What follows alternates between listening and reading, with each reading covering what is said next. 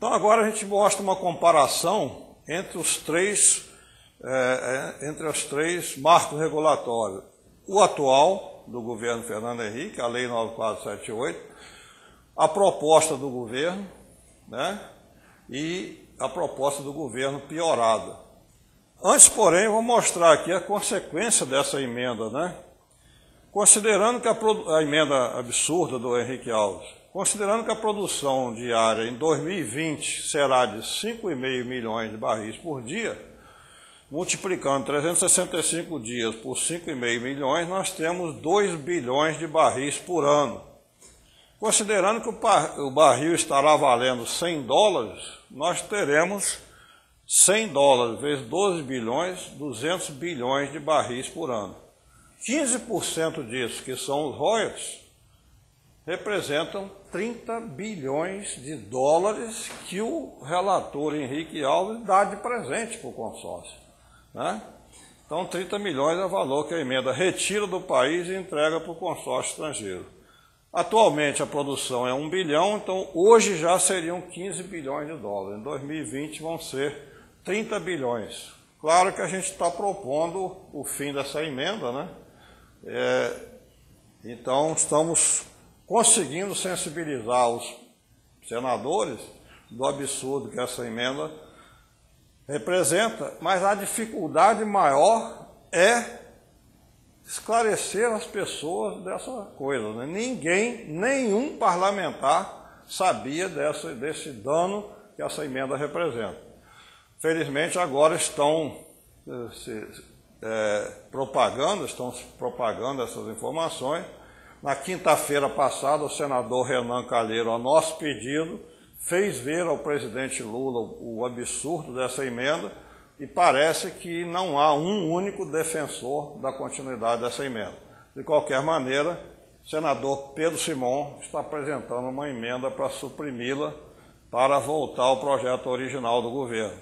Então, agora sim, mostrando a comparação entre os três marcos regulatórios.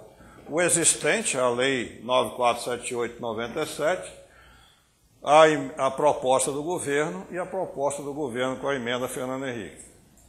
Então, usando as mesmas premissas que a gente fez para os leilões, mostramos aqui que pelo projeto atual do existente, a Lei 9478, o consórcio fica com 100% do óleo produzido e paga no máximo 40% do óleo lucro para a União. O resultado são que o consórcio abate $30 para remunerar o seu custo de produção, ou seja, 43% do petróleo, retém 10% dos royalties que pagarem em reais, e a participação especial resulta em 47%, ou seja, a participação especial da União, que é o que ela recebe do consórcio, é no máximo 18,8%. Eu falei que é 0 a 20%, no caso aqui dessas premissas, representa 18,8%, é o máximo que o consórcio paga à União em dinheiro. No mundo, os países produtores recebem a média de 84%. Então vejam que a lei atual, repetindo, dá 100% do óleo produzido para quem produzir, obrigando a pagar à União apenas 18,8% do petróleo produzido. Dentro dessas condições, as premissas podem variar um pouco, de qualquer maneira o limite aqui seria 20% no máximo, contra 84%, que é a média mundial. Aqui está mostrando 0 a 40%, daí que o 20% do óleo lucro, do óleo líquido, dá no máximo 20%. O projeto, então vimos a lei Fernando Henrique, 100% do petróleo é de quem produz e 18,8% é da União, no máximo 20% é da União. O projeto apresentado pelo presidente Lula, pelo governo Lula, usando as mesmas premissas, custo total de produção $30 por barril, custo do barril 70, percentual do óleo lucro vencedor 70 para a União, 30 para o consórcio, tivemos os resultados seguintes. O consórcio retém 43% da produção para remunerar os seus custos de produção. Fica com 30% do óleo lucro, que ele dá 70% para a União, representa 17%. Assim, o total retido pelo consórcio é 43 mais 17, fica 60%. Desses 60%, 18%, 30% da Petrobras, são 18%. Tirando os royalties que eles pagam, 4,5% Petrobras e 10%, 10,5% do consórcio. A União fica com 55% do petróleo produzido. Na lei atual, ela fica no máximo com 20%. Aqui ela fica com 55%. Além da parte que ela tem na Petrobras. Ou seja, dentro da proposta do governo, a União fica com aproximadamente 60% da produção de óleo total. Com a emenda Henrique Alves, que desfigura o projeto do governo, a União passa a ter apenas 29,4% do petróleo produzido. Então, a emenda piorou muito, quer dizer, a União passa de 60% para 30% praticamente. Então, essa é a absurda a emenda do relator Henrique Alves. Para terminar, eu queria desmentir algumas falácias que são colocadas na imprensa. Uma delas é que a Petrobras não teria recursos financeiros para explorar o pré-sal. E nós vemos aqui que o Goldman Sachs faz uma análise anual das empresas e distribuiu em 2009 um relatório que situa a Vale e a Petrobras entre as 10 empresas mais viáveis do planeta. E conclui que a Petrobras, tendo pré-sal e, portanto, a seu favor, é, portanto, a empresa mais bem posicionada entre as petrolíferas. Ou seja, a Petrobras é a empresa que tem mais condições de obter financiamentos, porque o petróleo é o ativo mais sólido para garantir empréstimo, mais do que o ouro, porque tem uma tendência de subida em face do choque, terceiro choque de produção, de oferta, né?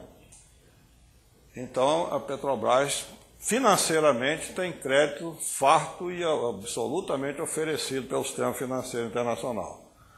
Quanto à questão tecnológica também, dizendo que a abertura para outras empresas traria novidades tecnológicas, também não se confirma, porque os 3 gargalos tecnológicos são perfuração, completação do poço e linhas flexíveis, são feitos por empresas independentes. Por exemplo, agora no Golfo do México, né, houve um acidente lá, a plataforma era da empresa Transocean. Né? A British Petroleum é a concessionária, mas a Transocean é que fazia perfuração. Essas empresas são independentes e trabalham para todas as petroleiras, quer dizer, elas não são das petroleiras, elas trabalham arrendando seus equipamentos para fazer essa exploração. Portanto, qualquer que seja a empresa que for produzir o pré-sal, vai contratar essas empresas independentes. Da mesma forma, o equipamento de completação no fundo do poço é um conjunto de válvulas comandadas remotamente, é um equipamento desenvolvido com uma parceria de mais de 50% da Petrobras. Eu diria que a Petrobras praticamente fez o projeto básico da configuração desse sistema. Mas essa tecnologia foi repassada por fabricantes independentes. Então, esses fabricantes são empresas também fora do grupo petroleiro que vendem esse equipamento para todas as petroleiras. Da mesma maneira, a linha flexível teve uma colaboração enorme da Petrobras para desenvolver seu projeto, isolamento térmico, sistema de flutuação para aliviar o peso da linha, tudo isso teve uma participação intensa da Petrobras. Mas também são fabricantes independentes que vendem para todas as petroleiras. Eu diria que a Petrobras leva vantagem porque foi a primeira a demandar esses produtos e foi a primeira a ajudar a desenvolver. Agora, qualquer que seja a empresa que operar isso aqui, vai ser uma intermediária tanto de tecnologia quanto de recurso financeiro, porque ela vai buscar nas mesmas fontes que a Petrobras. E se alguém vai intermediar, um produto brasileiro deve ser intermediado por uma empresa brasileira. Ela tem o domínio das ações com direito a votos, né, pertence à União. Então, 57% das ações da Petrobras estão em poder da União. Então, a Petrobras tem todas as condições financeiras e tecnológicas para produzir o pré-sal com muita vantagem, inclusive, sobre as demais. E é uma empresa controlada pela União Federal. Por último, falam também que a lei atual, a 9478, que eu mostrei aqui que ela é ruim, porque dá 100% da propriedade a quem produzir, em detrimento da União. Falam que essa lei ajudou a Petrobras. Não é verdade. O que aconteceu é que a Petrobras, durante 25 anos, foi obrigada pelo governo, a título de conter a inflação, a comprar petróleo a 25 dólares no exterior e vender no mercado nacional a 14. Essa diferença, esse prejuízo que ela tinha, era contabilizado numa conta chamada conta petróleo, que chegou a atingir a 15 bilhões de dólares e jamais foi paga. Ela sumiu misteriosamente numa manobra contábil. Só que em 99, como o Fernando Henrique pretendia desnacionalizá-la e chegou a mudar o nome para Petrobrax, para facilitar a pronúncia dos futuros compradores, ele então retirou essa obrigação da empresa a perder dinheiro com o petróleo importado. Passou a permitir que ela vendesse no mercado nacional pelo preço que ela comprava no mercado internacional. A partir daí, a Petrobras passou a não mais perder com o petróleo importado e passou a ganhar muito com o petróleo nacional, porque as instalações todas feitas, ela tinha um custo de produção de 3 dólares por barril e vendia o barril por 25 dólares. Foi isso que alavancou o desenvolvimento da Petrobras, ou seja, cada vez mais ela começou a produzir no país, então começou a ganhar muito com o petróleo produzido.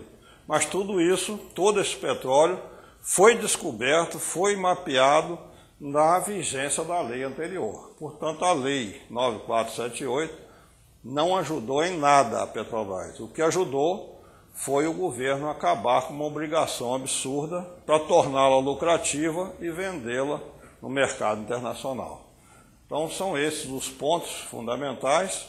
A gente tem aí a nossa página www.aepet.org.br e onde a gente pode ter os nossos telefones 2533-1110, que a gente pode retirar dados complementares e fornecer para quem tiver dúvidas, né? Nos colocamos aí à disposição.